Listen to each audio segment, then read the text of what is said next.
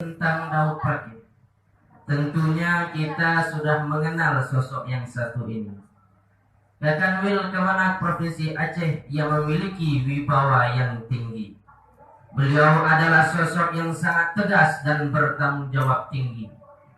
Hal tersebut dapat kita lihat dari langkah-langkah yang beliau lakukan.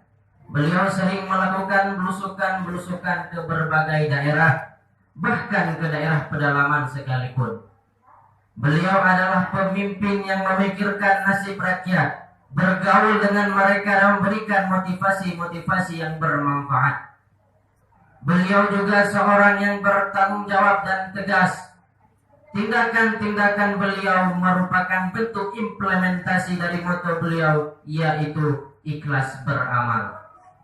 Beliau ingin sekali menjadi orang yang bermanfaat bagi umat ini. Tindakan-tindakan tersebut sangat mirip dengan Khulafaur Rasyidin yang kedua, Umar bin Khattab. Beliau adalah orang yang pertama kali mengenalkan sistem belusukan, menyamar menjadi orang biasa yang mengelilingi kota Madinah untuk melihat rakyatnya. Begitulah keseharian beliau.